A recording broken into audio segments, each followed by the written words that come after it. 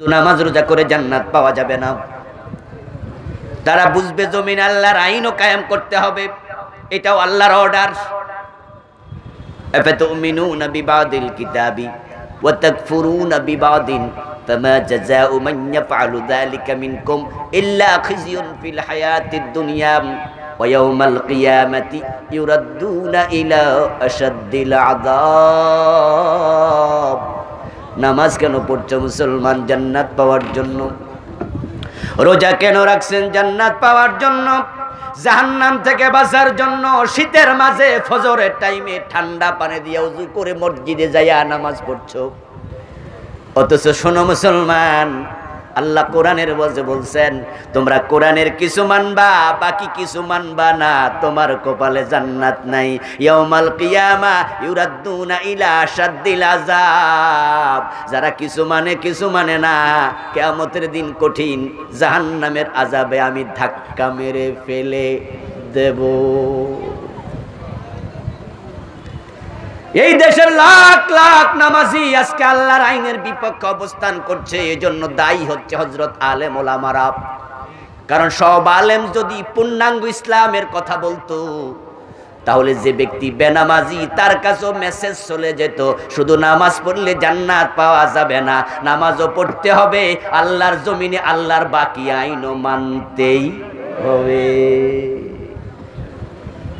আচ্ছা, আপনাদের এই গ্রামে বেনামাজি আসেনি? আছে না? বেনামাজিরে বলবেন ভাই নামাজ কেন পড়ো না? এই বেনামাজি ভাই, নামাজ দরকার আসেনি? বেনামাজি মাথাটা একটু নত করে বলবে ভাই নামাজ তো লাগবেই, কিন্তু আমি পড়ি না, এটা আমার দোষ। এই বেরোজগারি, তুমি রোজা রাখো না কেন ভাই? দিনের বেলায় বিগ সিগারেট টানছ, দেখবেন সিগারেটটা লুকাইবে, আর মুরব্বি যদি ধমক দেয় ফালাইয়া দেবে, তারপরে বলবে ভুল হয়ে গেছে, রোজা আমি রাখি না, আমার দোষ। খেয়াল করুন, সে স্বীকার করতেছে রোজা লাগবে, সে স্বীকার করতেছে নামাজ লাগবে, সে কাফের হয় নাই, সে হলো ফাসেক। অস্বীকার করলে হতো কি? আরে আলেম ভাইরা কথা বলেন না, অস্বীকার করলে কি হইতো? সে কি কইছে নামাজ লাগবে না? এটা কিন্তু বলে নাই। সে বলছে আমি পড়ি না, আমার দোষ। নামাজ তো লাগবে, রোজাও তো লাগবে, আমি রাখি না, আমার দোষ। কিন্তু যদি কইতো রোজা লাগবে না, ঈমান থাকতো?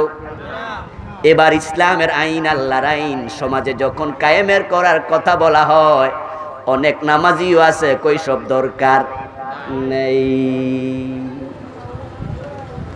তো রোজা দরকার নাই বললে ঈমান যায়, নামাজ দরকার নাই বললে ঈমান যায়। আল্লাহ আমার আইন ছাড়া কারো আইন চলবে না। আর তোমার চেহারা কালো হয়ে যায়, তুমি কই সব কইেন না, দরকার নাই। মসজিদের খতিব এমন ওয়াজ করলে ইমাম সাহেবরা কয় হুজুর আপাতত এই ওয়াজ দরকার নাই। তো তোমার ঈমান থাকবে কেমনে? এই জন্য সব মাসলাকের আলেমেরা যদি আল্লাহর জমিনে আল্লাহর দ্বীন লাগবে ওয়াজ শুরু করত, যারা আল্লাহর জমিনে দ্বীন বিরোধী তারাও নমনীয় হয়ে বলতো ইসলাম লাগবে, আমরাও একমত। আর যখন আস্তে আস্তে করে মুসলমান আল্লাহর জমিনে আল্লাহর দ্বীনের পক্ষে একমত হয়ে যাবে, তখন এই জমিনে কোরআনের আইন ঠেকানোর সাহস আর কেউ করবে না। এজন্য ওহী লুকাবেন না। সূরা আনকাবুতের ৪৫ নম্বর আয়াতের প্রথম মেসেজ গেল, এখন দ্বিতীয় মেসেজ হলো ওয়াকিমিস সালাহ। ও নবী, আপনি নামাজ কায়েম করুন। ইন্নাস সালাতা তানহা আনিল ফাহশাই ওয়াল মুনকার।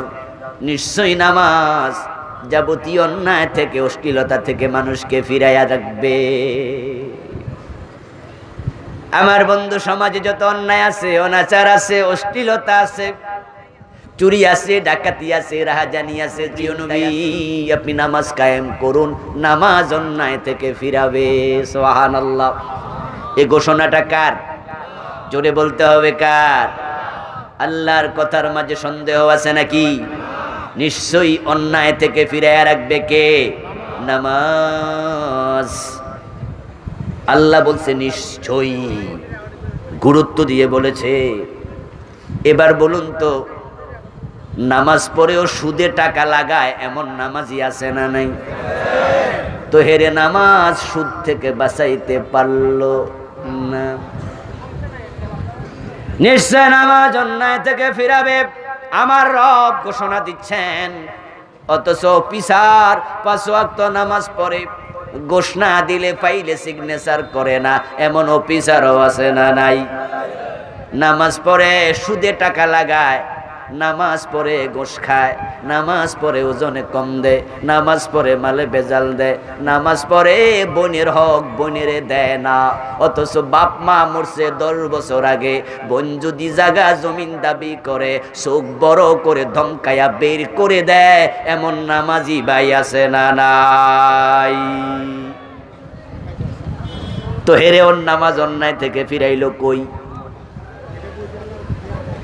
আমার আল্লাহ বলছেন নিশ্চয় নামাজ অন্যায় থেকে ফিরাবে। অথচ আমরা দেখছি নামাজিরাও হাজার হাজার অন্যায় করে। কারণটা কি? এই কারণটা একটু গবেষণা করা দরকার আছে কিনা? মসজিদেও যায়, আবার সিনেমা হলেও যায়, মাহফিলও যায়, আবার মমতাজ বেগমের কনসার্টেও যায়। নামাজি তেমন হওয়ার কথা নয়। নামাজ কেন অন্যায় থেকে ফিরায় না? কারণ কি?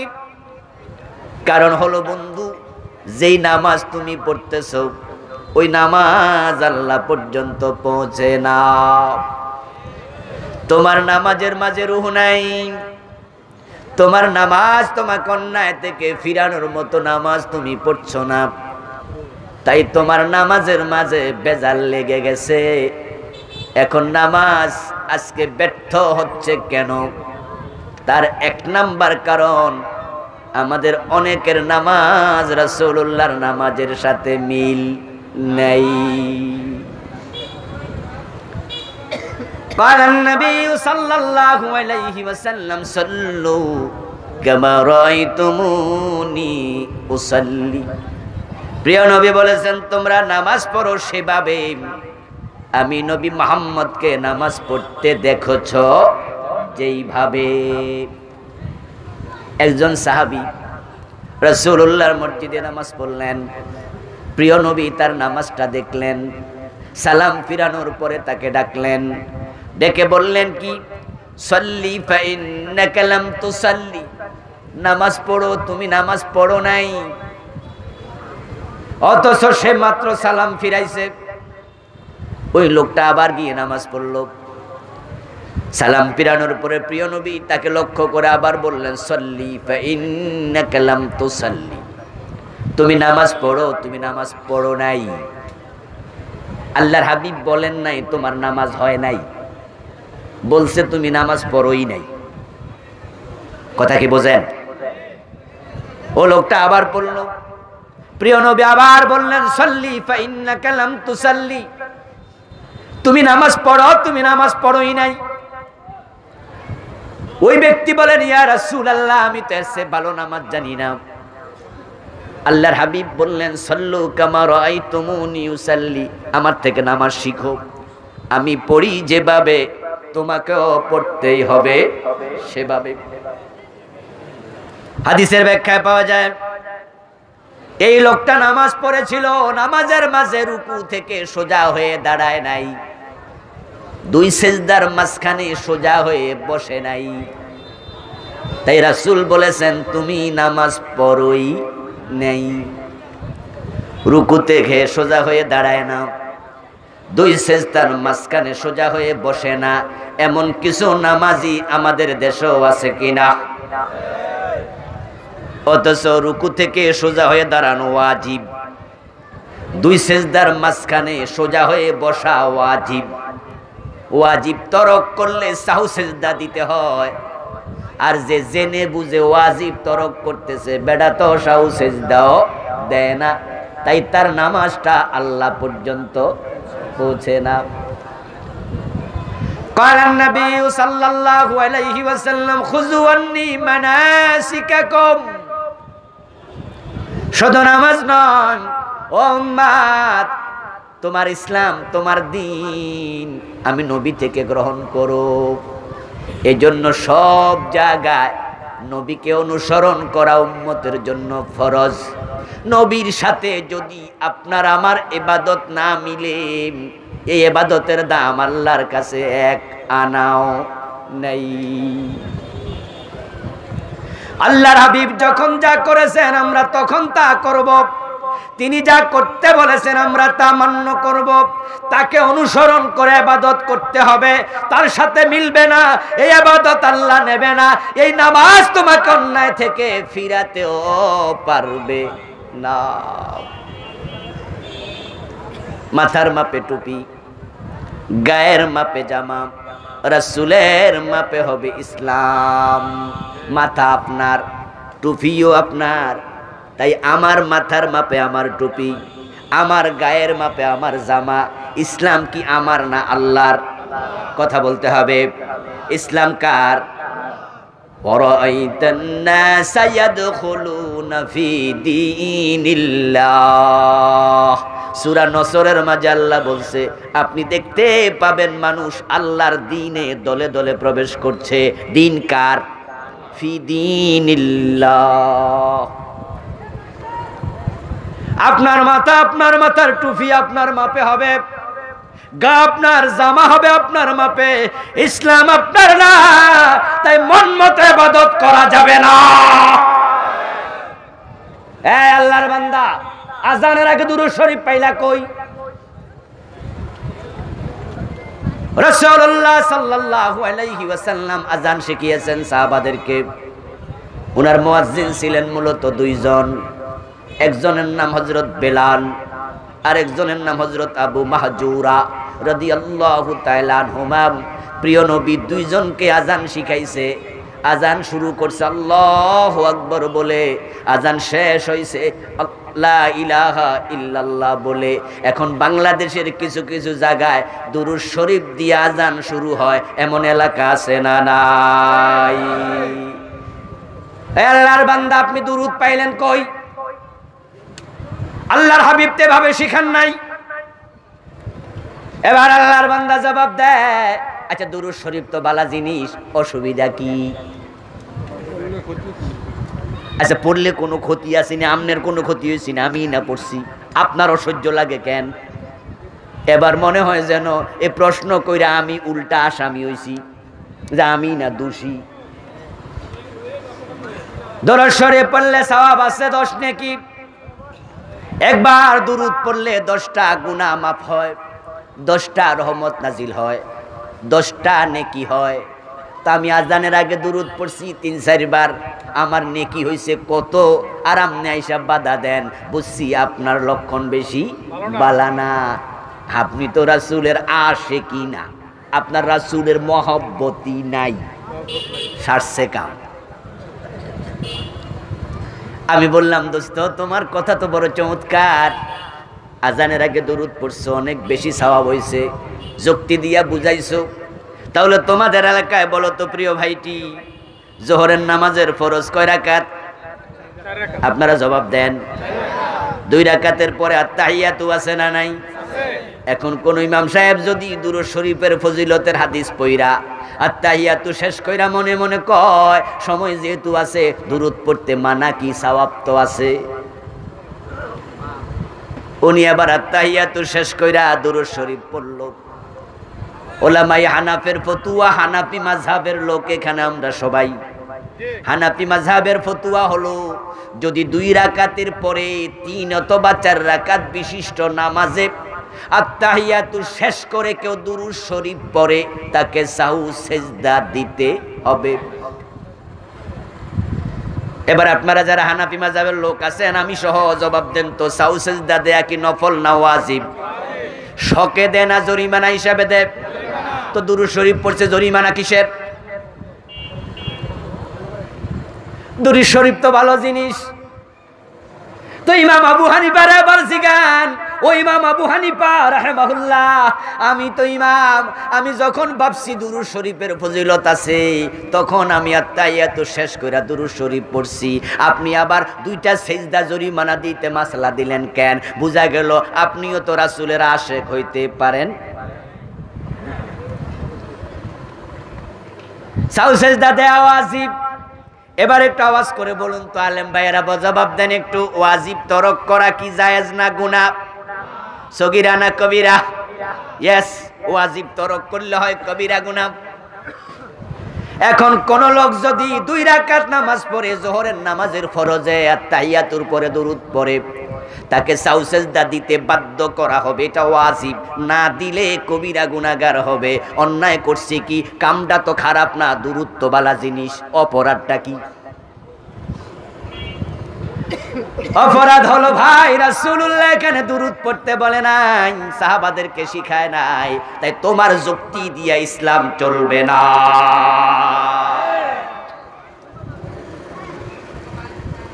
আপনাদের এলাকায় জানাজার নামাজ হয়নি? কথা বলতে হবে। জানাজার নামাজ আজান আছে নাকি?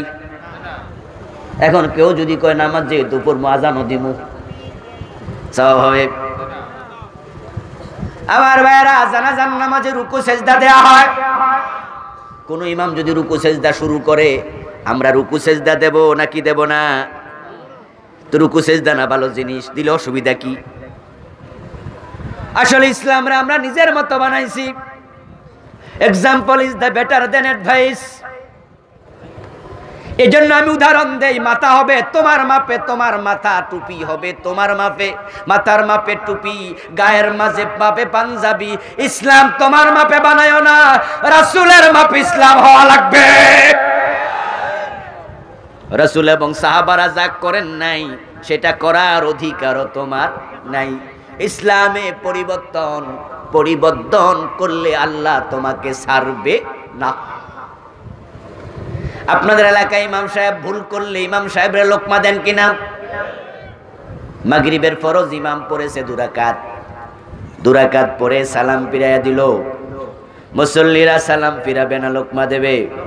বাংলাদেশে অধিকাংশ মসজিদে লোকমা দেয় কি বলে? অধিকাংশ প্রশ্ন বুঝে উত্তর দিয়েন। অধিকাংশ মসজিদে কি কয়? ইয়েস। এখনো 99% মসজিদ আল্লাহু আকবার কয়, অথচ আল্লাহু আকবার বলে লোকমা দেবেন এমন একটা হাদিসও নেই। قال النبي صلى الله عليه وسلم للرجال التسبيح وللنساء التسبيق। প্রিয় নবী বলছেন, যদি ইমাম সাহেব ভুল করে তাকে সতর্ক করো, সাবধান করো, লোকমা দাও। লোকমা দেওয়ার জন্য পুরুষরা বলবে সুবহানাল্লাহ। যদি মহিলা মুসল্লি থাকে, তারা মুখে আওয়াজ করবে না, হাতের উপরে হাত আওয়াজ করবে। এখন কে বা কারা সুবহানাল্লাহ সরায়া আল্লাহু আকবার ঢুকাইছে আমরা জানি না, এখন ঢুকাইছে এটাই চলতেছে। অথচ ইসলামের মাঝে কমানো এবং বাড়ানো, পরিবর্তনের অধিকার কোনো উম্মতের নাই। ও বন্ধু, নামাজ তোমাকে অন্যায় থেকে কেমনে ফিরাবে? তুমি তো নামাজের মাঝে ডজন ভেজাল ঢুকাইছো। তোমার নামাজের শুরু রাসূলুল্লাহর সাথে মিলে না, তোমার নামাজের শেষ রাসূলুল্লাহর সাথে মিলে না, তোমার নামাজের ভিতর রাসূলুল্লাহর সাথে মিলে না। অথচ রাসূল বলছে সাল্লু কামা রাআইতুমুনি উসাল্লি খুযু আন্নী মানাসিকাকুম। আরে ভাই আমার, রাসূলের সাথে না মিললে আল্লাহ ইবাদত নে না। কোন এক মসজিদ উদাহরণ দিচ্ছি, বাস্তবতা সব উদাহরণের সাথে মিলবে না। ইমাম সালাম ফিরাইছে, মাগরিবের নামাজ চলছে, একজন মুরব্বী সালাম না ফিরাইয়া দাঁড়াইয়া গেছে। পাশে বসা একজন ইয়াং ছেলে এসে লক্ষ্য করছে, চাচা তো আমার সাথে শুরু করলো, ইমামের সাথে 3 রাকাত পড়লো, সালাম কেন ফিরাইল না? তাকায়া দেখে মুরব্বী রুকু করতেছে, সেজদা করতেছে, আরো 1 রাকাত বেশি পড়ছে, তারপরে এবার সালাম ফিরাইছে। ইয়াং ধরলো, চাচা মাগরিবের নামাজ তো 3 রাকাত, 4 রাকাত পড়লেন কেন? মুরব্বী কয় তোরটা তুই পড়, আমার লগে জ্বালাতন করিস না। ইয়াং ম্যান কয় চাচা জ্বালাজালির কি আছে, আমি জাস্ট জানতে চাইছি আপনারা জ্বালাইলাম কই। আরে বাতিজা, যৌবনকালে কত নামাজ কাজা করছি হিসাব নাই, এখন অবসরে আছি, চাকরিতে কয়দিন আগে রিটায়ারমেন্টে গেছি, সিদ্ধান্ত নিছি হুজুর 3 রাকাত পড়ুক, আমি 1 রাকাত বাড়াইয়া পড়বো, অতীতের কিছু কাফারা আদায় হোক। এবার ভাতিজা বলতেছে চাচা গজব করছো।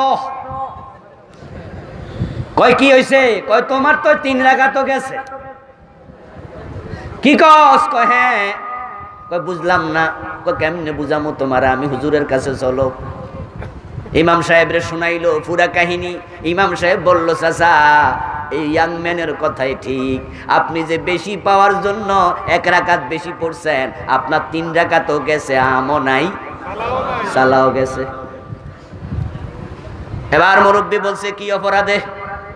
হুজুর আমার একটু বুঝান অপরাধটা কি? এই তো আপনি কয়দিন আগে জুমায় ওয়াজ করছেন কোরআন পড়লে প্রতি অক্ষরে কয় নেকি। তো আমি 4 নাম্বার রাকাতে সূরা ফাতিহা পড়ছি, সোনার বাংলা সঙ্গীত তো পড়ি নাই। সূরা ফাতিহার মাঝে শত শত অক্ষর আছে, তো সওয়াব বাদ দিব কেন আল্লাহ? আমি খারাপ কিছু করছি নাকি? আপনারা একটু জবাব দিন। 4 নাম্বার রাকাতে রুকু সেজদা আছে না নাই? রুকু সেজদা খারাপ জিনিস। তো মুরব্বিকে আমি খারাপ কি করছি? আম সালা সব যাইব কেন? আমি খারাপটা কি করছি? মুরব্বির কথা শুনে ইমাম সাহেব বলল মুরব্বি আপনার কথা ঠিক, আসলে আপনি কোনো খারাপ কাজ করেন নাই, যা করেছেন সবটাই ভালো, কিন্তু একটা অপরাধ হয়ে গেছে, আপনার নামাজটা রাসূলুল্লাহর সাথে মিলে নাই। ও ভাইরা, এখন আজানের মাঝে আপনি মন মতো বিকৃতি করলেন, নামাজের মাঝে করলেন, নামাজ আপনাকে অন্যায় থেকে কেমনে ফিরাবে? রাসূলুল্লাহ সাল্লাল্লাহু আলাইহি ওয়াসাল্লাম বলেন ইজা সামিতুমুন নিদাও ফাকুলু মিসলা মা ইয়াকুলুল মুয়াজ্জিন, যখন তোমরা মুয়াজ্জিনকে আযান দিতে শুনবা তখন মুয়াজ্জিন যা বলে জবাবে তোমরা তাই বলবা। তো মুয়াজ্জিন বলে আল্লাহু আকবার, আমরা কি বলি? মুয়াজ্জিন যা বলে আমরা তা বলবো। মুয়াজ্জিন বলবে আশহাদু আন্না মুহাম্মাদার রাসূলুল্লাহ, আমরাও ঠিক তাই বলবো। রাসূলুল্লাহ বলেছেন মুয়াজ্জিন যা বলে তোমরাও তা বলো। কিন্তু বাংলাদেশে 95% বেশি নামাজি আজানের আশহাদু আন্না মুহাম্মাদার রাসূলুল্লাহর জবাবে তারা এটা না পড়ে দুরূদ শরীফ পড়ছে। দুরূদ শরীফ পড়ে আবার অনেকে এরকম করে আছে না নাই? মহব্বত, রাসূলের মহব্বত দেখাইতেছে। ওনার নাম সুন্নি, ওনারা আবার কামরা আশেকে রাসূল। এই সুমাসমির পক্ষে 2-3টা হাদিস বলে, এই হাদিসগুলো আমি এখানে লিখেছি। হাদিসের বৈচিত্র্যে পূর্ণাঙ্গ নামাজ, নামাজ নিয়ে যত জটিলতা চলছে বাংলাদেশে, আলহামদুলিল্লাহ 90%-এর বেশি এর মাঝে আপনি হাদিসের আলোকে সমাধান পাবেন। আমার ভাইয়ারা,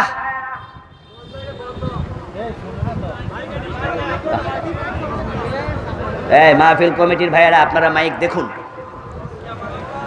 মাহফিলে ভালো মাইক আনবেন। আরে গানে গেলে মাইকের জ্বালা কান দেন্দা হইয়া যায়, ঠিক না? রাস্তার পাশ দিয়া গেলে এমনি আঙ্গুল ঢুকে যাওয়া লাগে, এত আওয়াজ। আর এখানে আসলে ভূতে ধরে। আল্লাহ ওরা হেদায়াত করুক, বলেন আমিন। আমার ভাই, এখন সুমু খাওয়ার পক্ষে 3-4টা দলিল দেয় হাদিস থেকে। এই হাদিসগুলো আমি এই বইতে লিখেছি, মুহাদ্দিসদের বক্তব্য লিখেছি। এই হাদিসগুলার কোনো ভিত্তি নাই, একবারে জাল হাদিস, জাল জাল জাল। তারপরে আবার মুয়াজ্জিন বলবে হাইয়া আলাস সালাহ, নামাজের দিকে আসো। এখন আপনি কি বলবেন? রাসূলুল্লাহ বলছেন মুয়াজ্জিন যখন হাইয়া আলাস সালাহ বলবে তোমরা তখন বলবে লা হাওলা ওয়ালা কুওয়াতা ইল্লা বিল্লাহ। হাইয়া আলাস সালাহ শব্দের অর্থ নামাজে আসো। তা আপনিও যদি জবাবে বলেন হাইয়া আলাস সালাহ, তাহলে একটু কেমন হয়ে গেল? মুয়াজ্জিন তুমিও নামাজে আসো, কেমন হয়ে গেল না? হাইয়া আলাল ফালাহ, কল্যাণের দিকে আসো। আপনিও বলবেন হাইয়া আলাল ফালাহ, আপনিও কল্যাণের দিকে আসেন, এটা উল্টা হয়ে যায়। তাই বলেন লা হাওলা ওয়ালা কুওয়াতা ইল্লা বিল্লাহ। তারপরে আবার মুয়াজ্জিন ফজরের আজানে বলবে আসসালাতু খায়রুম মিনান নাওম। আমরা জবাবে কি বলবো? এই দেশের লোকেরা পড়ছে সদাক্তা ওয়া বারারতা, সদাক্তা ওয়া বারারতা, দুরকম ইবারত পাওয়া যায়। আল্লামা মোল্লা আলী কারি রাহিমাহুল্লাহ লিখেছেন লা আসলা লাহু, এটার কোনো আসল নাই, অস্তিত্ব নাই, এটাও ঠিক নয়। বরং আপনিও বলবেন আসসালাতু খায়রুম মিনান নাওম, ও মুয়াজ্জিন আমিও একমত, ঘুমের চেয়ে নামাজ উত্তম। সুবহানাল্লাহ। ভুল ঢুকেছে, বিকৃতি ঢুকেছে, তারপরে এবার আজান শেষ। আজান শেষ হওয়ার পরে এবার কি করবেন? আমাদের দেশে 99% আলেম সাধারণ মানুষের কথা বলে আর কি করব? আমি আলেমদের কথা বলছি। ভুল ঢুকেছে, ভুল ঢুকেছে, আমাদের উস্তাদেরা ভুল করেছে অনেকে, কারণ তাদের উস্তাদেরা এই দেশে কামেল পাস, দাওরা পাস ছিল কম। পুরা দেবিদ্বার থানায় একটা দাখিল আলেম মাদ্রাসা আজ থেকে 100 বছর আগে ছিল না। এই যে ধামতি আলিয়া, আজকে এটা কত বড় মাদ্রাসা, 100 বছর আগে ধামতি আলিয়া কি কামেল ছিল? সরসিনা কামেল ছিল? কামেল মাদ্রাসা পুরা বাংলার জমিনে একটাও ছিল না। কামেল পাস করতে হলে যাওয়া লাগতো কলকাতা আলিয়া। দাওরা মাদ্রাসা পুরা বাংলাদেশে একটাও ছিল না। দাওরা পাস করতে হলে যাওয়া লাগতো দেওবন্দে। কথা বুঝছেন? 100 বছর আগে বাংলাদেশে দাওরা মাদ্রাসাও নাই, আলিয়া মাদ্রাসাও নাই। কিন্তু আমার বাবার বাপ জীবিত ছিল না, আমার দাদার বাপ জীবিত ছিল না। তারা কি কাফের ছিল? হিন্দু ছিল? মুসলিমরা ছিল, কিন্তু কিতাব পড়ার মতো আলেম ছিল না। তাই আমাদের অনেক ওস্তাদ ছিল, আনাকুম বানাকুম তানাকুম, আলিফ বে তে সে পড়াইছে, ঠিক কি না? আলিফ বে তে সে সব এমালা, সব এমালা। ওনাদের দোষ নাই। আরে মাদ্রাসা নাই, পড়বে কই? এই জন্য ফতুয়ার কিতাবের নাম ছিল মকসুদুল মুমিন, নিয়ামুল কোরআন। ওইটা ওনারা পড়েছে, তা থেকে শিখেছে, তা থেকে শিখাইছে। কম জানার কারণে আমলের মাঝে ভুল ঢুকে গেছে। এবার এখন আওয়াজ দিয়ে বলুন তো, বর্তমানে কামেল মাদ্রাসা আছে না নাই? দাওরা মাদ্রাসা আছে না নাই? তাহলে এখন কি ভুল চলবে না সংশোধন করা লাগবে? আজান শেষ, এবার সবাই মিলে দোয়া শুরু করছে, আল্লাহুম্মা রাব্বা হাযিহি দাওয়াতিত তাম্মা ওয়াস সালাতিল কায়িমা। এই দোয়াটা আজানের পরে পরে এখানে হাজার হাজার লোকের মাঝে এখানেও 90%-এর বেশি হবে। অথচ আজান শেষে দোয়া নয়, আজান শেষে হলো রাসূল বলেছেন সুম্মা সাল্লু আলাইয়া। আমার নাম শুনেছিলা কিন্তু দুরূদটা তখন পড়ো নাই, এখন আজান শেষ, আগে আমার উপরে দুরূদটা পড়ো। আমি হাদিস লিখেছি, হাদিস নাম্বার সহ, কিতাবের নাম সহ। খুবই উপকারী একটি বই, আলহামদুলিল্লাহ 2-3 বছর হয়ে গেছে, হাজার হাজার কপি ছাপানো হয়েছে। আজকের স্টেজও আমার ওয়াজের পরে ড্রাইভার সাহেবের কাছে কিছু কপি পাবেন। নামাজ নিয়ে সব বিভ্রান্তি আলহামদুলিল্লাহ আমি তুলে ধরেছি। আপনি আগে দুরূদ পড়ুন, দুরূদ, তারপরে এবার আল্লাহুম্মা রাব্বা হাযিহি দাওয়াতিত তাম্মা ওয়াস সালাতিল কায়িমা আপনি দোয়া পড়েন। কিন্তু দোয়া পড়তে যায় আবার হাত তোলে, এমন কিছু লোক আছে না নাই? অথচ এই দোয়ার মাঝে রাসূল এবং সাহাবারা কখনো হাত তোলেন নাই। এ ভাই আমার, আপনি হাত তোলেন কেন? হুজুর মজা লাগে, হাত তুললে একটু বিনয় বিনয় লাগে। আল্লাহর কাছে ভিক্ষুক যদি হাত পাততে পারে, আমার কাছে টাকা চাইয়া, তাহলে আমি আল্লাহর কাছে হাত তুলবো না কেন? আপনার অসুবিধা কি? আরে এই কথা শুনে মনে হয় যেন কথা তো ঠিকই, আল্লাহর কাছে হাত তুলছে। এবার আমি কিছু প্রশ্ন করি, খাওয়ার আগে দোয়া আছে না নাই? হাত তুলছেন কয়দিন? খাওয়ার শেষে দোয়া আছে না নাই? হাত তুলেছেন। তো আপনি না যুক্তি দিলেন আবার মজা লাগে, এখানে মজা লাগে না কেন? নৌকায় উঠতে দোয়া আছে না নাই? কথা বলেন। গাড়িতে উঠতে দোয়া আছে না নাই? ঘুমাইতে দোয়া আছে না নাই? ঘুম থেকে উঠে দোয়া আছে না নাই? টয়লেটে ঢুকতে দোয়া আছে না নাই? হাত তুলছেন কয়দিন? টয়লেট থেকে বের হতে দোয়া আছে, গফরানাকা আলহামদুলিল্লাহিল্লাযী আযহাবা আন্নিল আযা ওয়া আফান। তখন যদি হাত তুইলা মুখ মুছতেন, মুখ না ফাঁক হইয়া যাইতো।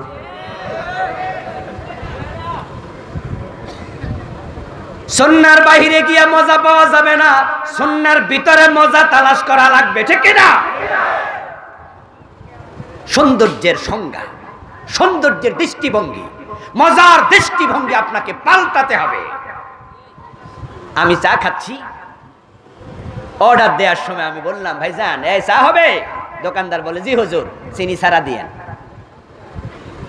তো আমার পাশে একজনে কই, হুজুর চিনি ছাড়া এটা কি চা? এটা কোনো মজা আছে? আমি কই, এই মজা তুমি বুঝবা না, ডায়াবেটিক হলে ঠিকই বুঝবা।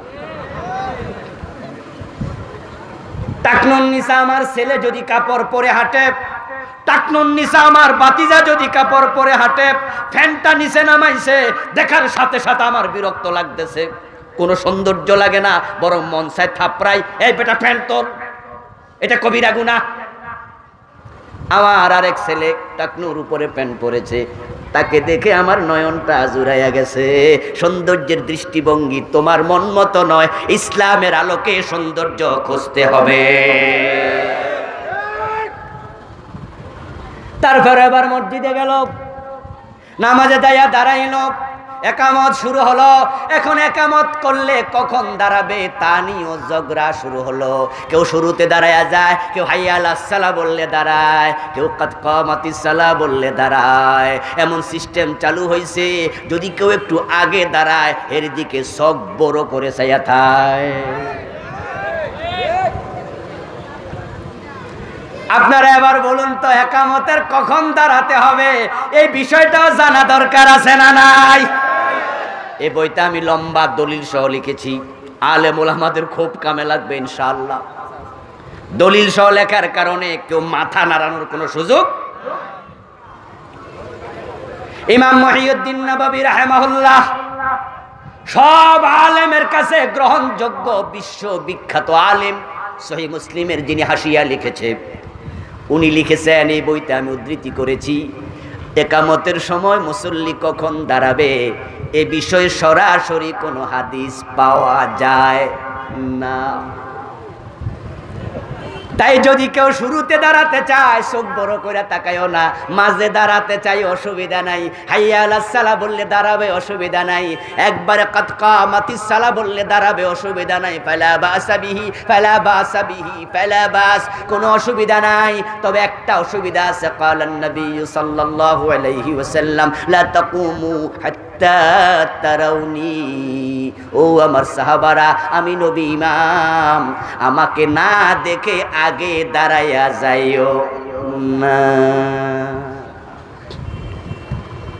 মসজিদের মাঝে দাঁড়ায় দাঁড়ায় অপেক্ষা করো না, বসে বসে অপেক্ষা করো। ইমাম যদি চায় 5 মিনিট পরেও নামাজ পড়ার অধিকার ইমামের আছে না নাই? তুমি দাঁড়াই আছো কেন? বসো মিয়া। লা তাকুমু হাত্তা তারাউনি। তারপরে এবার দাঁড়ায়, দাঁড়াইয়া আধা মাইল ফাঁক রাখে। হ্যাঁ আছে না? ও হানে একজন, এখানে একজন, কি হয়েছে? করোনা হয়েছে। ওই এমনি আমরা নাচনেওয়ালি, আরো পড়ছে ঢোলে বাড়ি, এমনি বাংলাদেশে ফাঁক করার বদভ্যাস, ঠিক না? অথচ হাদিসে রাসূল বারবার বলেছেন ফাঁক করা যাবে না। সদ্দুল খালাল, হাদিস রাসূল বলতেন সদ্দুল খালাল, তারাসু সাব্বু সুফুবাকুম, তারাসু, কাছে কাছে দাঁড়াও, ফাঁক বন্ধ করো। আমি নবী দেখতে পাই, তোমরা যদি দুজন ফাঁকা রাখো তাহলে মাঝখানে শয়তান বকরির বাচ্চার সুরত ধরে নামাজে মসজিদে ঢুকে তোমাদের অন্তরের মাঝে ওয়াসওয়াসা তৈরি। এখন করোনা বাংলাদেশে আইছে, মসজিদের ভিতরে, বাজারেও আসে নাই, লোকাল বাসেও আসে নাই, ঠিক না? হ্যাঁ, মসজিদে গেছে 2 বন্ধু, এক হুন্ডায় চড়ে। হুন্ডা যখন বইছে, আধা মাইল ফাঁকা রাখছিল, তখন পেটের সাথে পেট লাগাইয়া, পিঠের সাথে পিঠ লাগাইয়া মোটর সাইকেলে বইছে। তারপরে মসজিদের সামনে নাইমা ভিতরে ঢুইকা কয়, দূরে খাড়া আজি। বাজারে যখন গেছে, একজন আর একজনের লোকে ঠেলাঠেলি কইরা দোকানে মাল কিনছে। লোকাল বাসে করে যখন অফিসে গেছে, একসাথে পাশাপাশি বইছে। মসজিদে যাইয়া তারা করোনা খোঁজে। এগুলো শয়তান বাংলাদেশে সৃষ্টি করেছে। এখন কি করোনা আছে? আচ্ছা, যা করোনাও গেছে, শয়তানও গেছে, আমরা আবার ফিরে আসা দরকার আছে না নাই? আসুন আমরা কাছাকাছি আসি। তারপরে এবার নামাজ হবে শুরু। রাসূলুল্লাহ সাল্লাল্লাহু আলাইহি ওয়াসাল্লাম বলেছেন নামাজ কেমনে শুরু করবা শোনো। ইফতিতাহু আত-তাকবীর ওয়া ইখতিতামুহু আত-তাসলিম। হাদিস قال النبي صلى الله عليه وسلم هكذا, রাসূল এভাবে বললেন নামাজ শুরু হবে তাকবীর দিয়া, নামাজ শেষ হবে সালাম ফিরাইয়া। এখন বাংলাদেশে নামাজ শুরু হয় মুসল্লার দোয়া দিয়া। এটা নিয়তেরও আগে, নাওয়াইতু আন তো আছে, এটা পরের ঝামেলা, এর আগে আরেকটা ঝামেলা আছে, এটার নাম দিছে মুসল্লার দোয়া। তারপরে নামাজে খাড়ায়া ইন্নী ওয়াজ্জাহতু ওয়াজহিয়া লিল্লাযী ফাতারাস সামাওয়াতি ওয়াল আরদা হানিফা, এরকম মুসল্লার দোয়া পয়রা নামাজ শুরু করেন এমন লোক কি আজকের মাহফিলে নাই? আমরা শুরু করেছি, আমরাও তো ছাত্র জীবনে তাই শিখেছি, আমরা শিখেছি তাই। আপনি যদি কোনো ভুল করেন, ভুলটা ধরা পড়ে, এটা থেকে ফিরে আসতে কোনো শরম আছে? কোনো লজ্জা আছে? না ফিরবেন হক পাওয়ার পরে, জানার পরে আপনি মুতাকাব্বির, মুতাকাব্বির, মুতাকাব্বির, আপনি অহংকারী, অহংকারী, অহংকারী। আল্লাহর হাবিব সাল্লাল্লাহু আলাইহি ওয়াসাল্লাম অহংকারের ব্যাপারে যখন কথা বললেন, অহংকার বড় খারাপ জিনিস, জান্নাত পাওয়া দুষ্কর। একজন সাহাবী দাঁড়ায় বলে, ইয়া রাসূলুল্লাহ ইন্নার রাজুল ইউহিব্বু আন ইয়াকুনা সাওবাহু হাসানা ওয়া না'লাহু হাসানা। হুজুর, একজন ব্যক্তি পছন্দ করে তার গায়ের জামা কাপড় সুন্দর হোক, তার জুতা জোড়া সুন্দর হোক, এটা কি অহংকারের লক্ষণ নাকি? রাসূলুল্লাহ বলেন, না না, ইন্নাল্লাহা জামিল ইউহিব্বুল জামাল, আল্লাহ নিজে সুন্দর, তাই সৌন্দর্যকে আল্লাহ ভালোবাসে, এটা অহংকার নয়। ইন্নাল কিবরা গামতুন নাস ওয়া বাতারুল হক, অহংকার হলো মানুষকে ছোট মনে করা, হেয় করা, আর অহংকার হলো সত্য প্রকাশ পাওয়ার পরেও গ্রহণ না করা। এই ভাই, আমি সাহসিকতার সাথে আপনাদের শোনাচ্ছি, কোমরে গামছা না বেঁধে বই লিখতাম না। যদি লিখতাম, এই বইয়ের বিরুদ্ধে বাংলাদেশে যুদ্ধ শুরু হয়ে যেত ফেসবুকে। এই যে শোনা যাচ্ছে না, এই ক্যামেরার মাধ্যমে আমার আলোচনা হতে পারে, এই দেশের হাজার হাজার আলেমের ওস্তাদ ইনিও ভিডিওটা দেখতে পারে। আমারে যারা পড়াইছে এমন ওস্তাদ কি বেঁচে নাই? শেখুল হাদিস আল্লামা ফজলুল করিম হাফেজাহুল্লাহ আবু নসর আশরাফি ভাইয়ের আব্বা এখনো বেঁচে আছেন। উনার মতো মুদাক্কিক মুহাক্কিক আলেম বাংলাদেশে আমার নজরে পড়ে নাই। হাজার হাজার, ডজন ডজন, শত শত আলেমের সাথে আল্লাহ মিশার সুযোগ আমাদের দিয়েছে। হুজুরের মতো এত তাহকিকওয়ালা আলেম আমি আজ পর্যন্ত পাই নাই। ও প্রিয় ভাই, আমি বলছি, হুজুরও বেঁচে আছেন, হুজুরও শুনবেন মোবাইলে, লোকজন যায় বলবে আপনার ছাত্র বাশার এ কি বই লেখছে, হে বইতে লেখছে নিওয়াজ্জাহাতু নাকি নামাজের শুরুতে নাই। হুজুর আমারে কালকে মোবাইল কইরা ডাইকা নিয়ে থাপড়াইতেও পারে, হুজুর যে মেজাজি মানুষ, তুই এটা কি লিখছ? আর যারা আমার বিরোধী আছে হেরা তো একবারে দ্বিতীয় বিশ্বযুদ্ধ শুরু করে দিত, ঠিক না? কিন্তু আমি লিখেছি, এই বই প্রকাশ পেয়েছে কত সনে? প্রথম প্রকাশ 2020, 21 গেল, 22 গেল, 23 এসে গেছে। আজ পর্যন্ত আলহামদুলিল্লাহ এর বিরুদ্ধে কেউ কথা বলে নেই। আর বলবে কেমনে? আমি তো নিজে বানাই নাই। রাসূলুল্লাহ সাল্লাল্লাহু আলাইহি সাল্লাম নামাজ শুরু করতেন তাকবীর দিয়া, ইন্নী ওয়াজ্জাহতু তিনি পড়েছেন, এই হাদিস আমি এনেছি। তবে তাকবীরে তাহরিমা বাদার পরে। আর আমরা পড়ি কোন সময়? আল্লাহর হাবিব পড়েছেন তাকবীর দেওয়ার পরে সুবহানাকাল্লাহুম্মা ওয়া বিহামদিক, এটাও তিনি পড়েছেন। আল্লাহুম্মা বাঈদ বাইনি ওয়া বাইনা খাতায়ায়া কামা বা'আদতা বাইনাল মাশরিকি ওয়াল মাগরিব, তিনি এটা পড়েছেন। মাঝে মাঝে ইন্নী ওয়াজ্জাহতু পড়েছেন, কিন্তু তাকবীর দেওয়ার আগে মুসল্লার দোয়া নামে কোনো দোয়া নেই। রাসূলের নামাজের সাথে আপনি ভেজাল লাগান কেন? তারপরে আবার নাওয়াইতু আনলো মারামারি শুরু।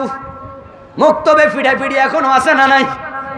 অথচ প্রিয় নবী এবং সাহাবারা নাওয়াইতুয়ান মুখে উচ্চারণ করে এমন দোয়া, এমন নিয়ত কখনো পড়েন নাই।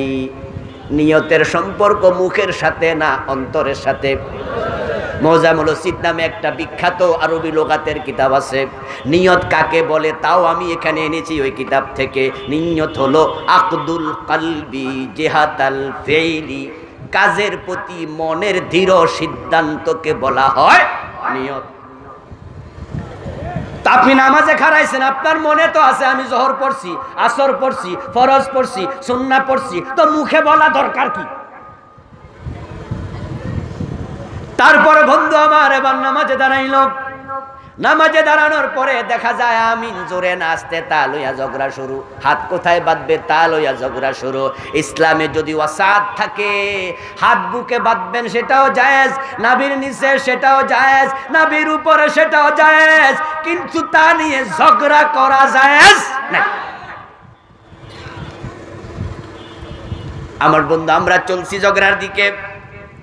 তারপরে আবার আস্তে আস্তে করে আমরা নামাজ শেষ করতে যাচ্ছি। যখন আমরা নামাজ শেষ করি, বাংলাদেশে নামাজ শেষ করার পরে ইমাম সাহেব হুজুরের দোয়ার ঠেলায় যাদের 2-1 রাকাত ছুইটা গেছে তাদের আর উপায় নাই।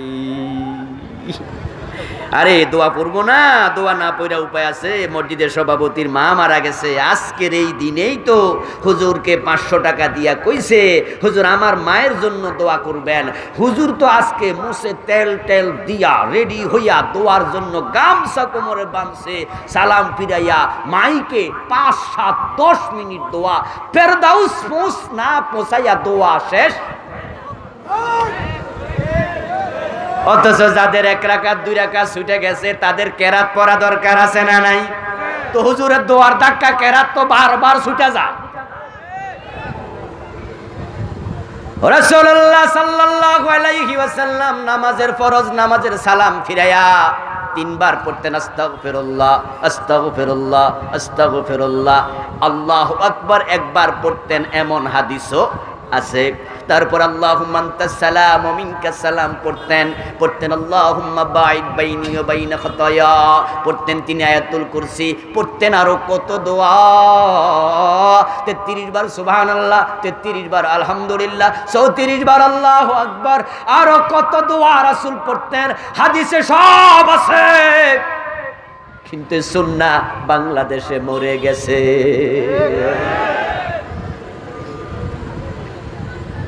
ফরজ নামাজের পরে মুনাজাত আছে না নাই তা নিয়ে আলেমদের মাঝে 2টি মত। একদল আলেম বলেন মুনাজাত আছে, দলিল যদিও পাওয়া যায় না, দলিল নাই, কিছু খোঁড়া যুক্তি দিয়া দলিল দেয়, তাও দিল। আরেক দল আলেম বলেন প্রিয় নবী সাহাবীদেরকে সাথে নিয়ে আমাদের মতো ফরজ নামাজের পরে মুনাজাত করেন নাই। এখন মত পাওয়া গেল 2টা, একদল আলেম বললেন আছে, আরেক দল আলেম বললেন নাই। কিন্তু রাসূল যে সুন্নাহ জিকিরগুলা করতেন এ নিয়ে কারো দ্বিমত আছে? এ নিয়ে সব আলেম একমত। কিন্তু এখন হুজুরের দোয়া শেষ, মুসল্লিও খাড়াইয়া যায়, ইমামও খাড়াইয়া যায়, এই নফল তাসবিহগুলার খবর আর নেই। এটা আল্লাহর পক্ষ থেকে তোমাদের জন্য শাস্তি। ও পুরা কপাল্লা মুসলমান, কোথা থেকে বের করেছ এই বেদাতি নীতি? হাদিস আছে, যখন একটা বেদাত আছে একটা সুন্নাহ আল্লাহ তুলে নিয়ে শাস্তি দেয়। একটা বেদাত চালু হবে, আল্লাহ বেদাত দেখে রেগে যায়, খেপে যায়, একটা সুন্নাহর বরকত তুলে নেয়। যখনই সবাই মিলে মুনাজাত নামক এটা চালু করে দিছো, কন্টিনিউ করতেছো, তখন আল্লাহ রাসূলের যে তাসবিহ পড়ার সুন্নাহ ওই নিয়ামতটা মানুষের দিল থেকে তুলে নিয়ে গেছে। ও মুসলমান ভাইয়েরা, আমরা যখন সালাম ফিরাই তখন এটা করি। ওযু যদি মসজিদে ভেঙে যায় মাসালা কি? নামাজ চলাকালে ওযু ভেঙে যেতে পারে না, কি করবেন?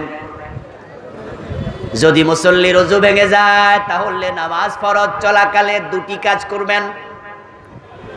একটা হলো নামাজ ওযু যখন ভেঙে গেছে সাথে সাথে নামাজ শেষ, আপনি দাঁড়ানো আছেন দাঁড়ায়া থাকবেন, বসা আছেন বসে থাকবেন, তবে দাঁড়ানো থেকে বসা জায়েজ আছে, অথবা বসা থেকেও দাঁড়ানো জায়েজ আছে।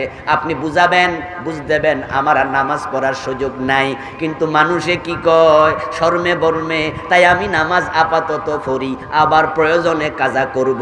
অজু ছাড়া সিজদা দিলে কোনো আলেম বলেছেন ঈমান চলে যায়, এটা কুফর। এই জন্য মানুষের লজ্জা করা যাবে না, দাঁড়ায় থাকেন বসে থাকেন, এটা একটা মাসালা। আর একটা হলো আপনি মানুষের ভেদ করে করে কাতার এইভাবে ধাক্কায়া আপনি চলে যান।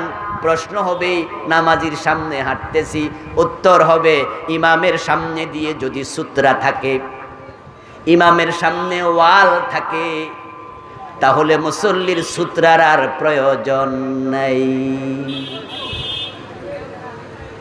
তাই যদি আপনি ইমাম হন, ইমামের সামনে দিয়ে আপনি হাঁটবেন না, ইমামের সামনে হাঁটা নিষেধ। কিন্তু মুসল্লি আছে, মুসল্লিরে ধাক্কায় আপনি বের হয়ে যান না, জায়েজ না। ইবনে আব্বাস থেকে হাদিস পাওয়া যায়, আব্দুল্লাহ ইবনে আব্বাস রাদিয়াল্লাহু তাআলা আনহু বলেন, রাসূলুল্লাহ সাহাবাদেরকে নামাজ পড়তেছেন, এই অবস্থা আমি একটা ওটে করে নামাজে শামিল হলাম, ওটটাকে ছেড়ে দিলাম, ওটটা ওটের মতো করে হাঁটছে, আর আমি কয়েকজন মুসল্লির সামনে দিয়া হেঁটে গিয়া তারপরে কাতারের মাঝখানে দাঁড়ালাম। নামাজের ভিতরে কেউ বাধা দেয় নাই, নামাজের পরে কেউ কিছু বলে নাই। তাহলে বোঝা যায় ইমামের সামনে সূত্রা থাকলে মুসল্লির সামনে দিয়ে প্রয়োজনে হাঁটতে কোনো মানা নেই। হাদিস সহিহ বুখারীতে এসেছে। তা আপনি যদি যান, আমি ওযু করে আবার পড়বো, হাঁটার সুযোগ আছে। তারপরে বন্ধু যদি মসজিদে ঢোকেন, মসজিদে ঢোকে আপনি দেখেন নামাজ চলছে, আরেক পেছ লাগায়া দেয়, ইমাম নামাজ পড়ে, এর মাঝে মুসল্লি সুন্নার নিয়ত বাদে সুন্না পড়ে, এমন ঘটনা আছে না নাই?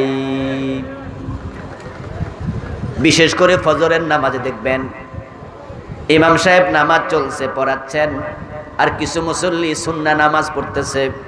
অথচ রাসূলুল্লাহর হাদিস হলো, যখন তোমরা দেখবে ইমাম নামাজ পড়ছে, ইকামত হয়ে গেছে, ইযা উকিমাতিস সালাতু ফালা সালাতা ইল্লাল মাকতুবা, রাওয়াহুল বুখারী। ইমাম যদি নামাজ পড়ায়, ইকামত যদি হয়ে যায়, ফরজ নামাজ ছাড়া আর কোনো নামাজ নেই। এখন কিছু মুসল্লি মনে করতেছে, যদি আমি ফরজ নামাজে শামিল হই তাহলে সুন্নত কখন পড়ব? এজন্য মনে করে ফজরের নামাজ তো লম্বা কেরাত, তাই সুন্নাহ পরেও জামাত পাবো, তো সুন্নাও হলো জামাতও হলো, দুইটাই তো হয়ে গেল। এটা আপনার যুক্তি। ইসলাম যুক্তির আলোকে চলবে না দলিলের আলোকে। একামত হওয়ার পরে নামাজ পড়তে, ফরজ ছাড়া সুন্নাহ পড়তে মানা করছে নবী মুহাম্মদ নিজে। রাসূলুল্লাহর নির্দেশ লঙ্ঘন করার অধিকার কোন উম্মতের নাই। তবে হ্যাঁ, এই বইতে এটাও লিখেছি, ৩-৪ জন সাহাবীর আমল পাওয়া যায়, ভিতরে ফরজ নামাজ চলছে, ৩-৪ জন সাহাবী তারা সুন্নাহ নামাজ পড়েছে, এমন আমল পাওয়া যায়। ওই আমল দলিল হিসাবে দিয়া কোন আলেম বলছেন, তাহলে সাহাবীরা রাসূলের কথা নিষেধ শোনার পরেও পড়েছে, তাহলে বোঝা গেল ফরজ নামাজ চলাকালে সুন্নত পড়া যেতেও পারে। ওই হাদিসগুলো আনার পরে আমি এবার জবাব এনেছি। আল্লাহর হাবিব নিজে দেখলেন একজন সাহাবী ইকামতের পরে সুন্নাহ পড়েছে, রাসূলুল্লাহ ফরজের সালাম ফিরাইয়া ওই সাহাবীকে ডাকলেন, ডেকে বললেন, ও মিয়া, ইকামত হওয়ার পরে আমরা পড়লাম ফরজ, তুমি পড়লা সুন্নাহ, তোমার কাছে কোনটার দাম বেশি, আমাদেরটা না তোমারটা? আপনারা একটু জবাব দেন, ফরজের দাম বেশি না সুন্নাহর দাম বেশি? এই জন্য ওই সাহাবীকে রাসূল প্রশ্ন করতেছে, ফরজের ইকামতের পরে সুন্নাহ পড়লা, তোমার কাছে কোনটার দাম বেশি, আমাদের ফরজ নাকি তোমার সুন্নাহ? এর মানে দাঁড়ালো রাসূলের নির্দেশ লঙ্ঘন করাতে ওই সাহাবীকে রাসূল সমর্থন করলেন, প্রশংসা করলেন না তিরস্কার করলেন? তাহলে রাসূলের নির্দেশের বাহিরে কোনো সাহাবীর আমল যদি পাওয়া যায়, রাসূলের সাথে সংঘর্ষ হয়, খেলাফ হয়ে যায়, তখন রাসূলেরটা আমল করবেন না, সাহাবারটা।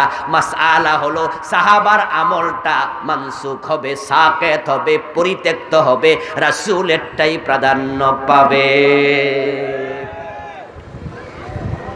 আমার ভাইয়েরা, সূরা ফাতিহা নিয়ে কিছু কথা আছে, পড়বেন কি পড়বেন না ইমামের পিছনে, দুটাই হাদিসে আছে, পড়ার হাদিসও আছে, না পড়ার হাদিসও আছে। তবে আমি আমার এই কিতাবে না পড়ার পক্ষেই লিখেছি বেশি। আমরা হানাফি মাযহাবের লোকেরা ওই হাদিসকে প্রাধান্য দেই, যদি এটাও জায়েজ ওটাও জায়েজ। আমাদের মাযহাব যেটাকে প্রাধান্য দিয়েছে, হাদিসে থাকলে আমরা সেটাকে প্রাধান্য দেই। কারণ যেই জনপদে যেই সুন্নাহ কায়েম আছে, ওর পক্ষে দলিল থাকলে বিপরীত সুন্নাহ চালু না করাই ভালো। আর যদি কোনো সুন্নাহ দলিল পাওয়া না যায়, তাহলে দলিলবিহীন কোনো আমল করা যাবে না। আমার বন্ধু, নামাজ কেমনে কবুল হবে? নামাজে আছে 13টা ফরজ, আরকান আহকাম 13 ফরজ। 1 নম্বরে শরীর পাক, 2 নম্বরে কাপড় পাক, 3 নম্বরে নামাজের জায়গা পাক। এখন সুদের টাকা দিয়া শরীর মোটা হইছে, গোশের টাকা দিয়া পাঞ্জাবি কিনছে, পরের হক মাইরা যায় নামাজ কিনছে, সুদের টাকা দিয়া মসজিদ বানাইছে, দেহ নাপাক, কাপড়ও নাপাক, নামাজের জায়গাটাও নাপাক করে ফেলেছে। 3 ফরজি বাদ, কেমনে কবুল হবে? মসজিদের সভাপতি কারে বানায়? এলাকায় যার টাকা বেশি, ঠিক না? সভাপতি বানাও চৌধুরী সাহেব রে। আগের সভাপতি কি দোষ করছে? আরে উনার দোষ নাই, উনি ভালো মানুষ, কিন্তু টাকা পয়সা খুব একটা মসজিদে দিতে পারে না। যদি চৌধুরী সাহেব রে বানাও, তাহলে দোতলার ছাদের টাকা একাই উনি দেবে, আমরা ধরলে মানা করতে পারতো না। চৌধুরী থাকে গুলশানে, লোকজন উনারে জানায়ও নাই, সভাপতি বানাইয়া ম্যাক্রোবাস রিজার্ভ করে চৌধুরীর বাড়িতে হাজির। অথচ চৌধুরী সাহেবের 3টা সিনেমা হল আছে।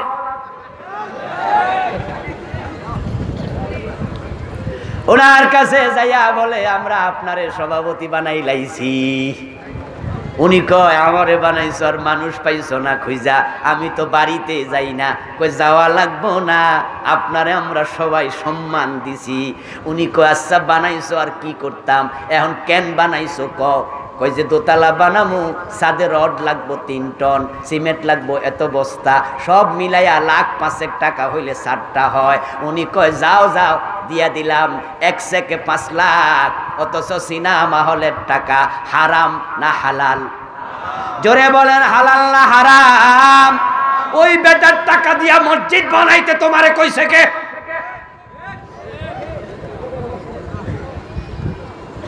যে যত টাকা দেয় জিন্দাবাদ তত ভরে দেয়। ও বন্ধু, এই জিন্দাবাদের দরকার নাই। রাসূলের মসজিদ ছিল কাঁচা, প্রয়োজনে কাঁচা মসজিদে নামাজ পড়বা, হারাম টাকা লাগানো যাবে না। ওখানে সেজদা দিলে সেজদা কবুল হবে না। 13 ফরজের মাঝে একটা ফরজ আছে কেরাত পড়া। এখনো শুদ্ধ কেরাতে নামাজ হবে কেমনে?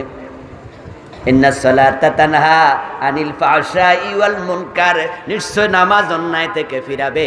কেন ফিরাইতে পারে না? আশা করি আজকের ওয়াজ শুনে কিছু হইল বুঝে আসছে।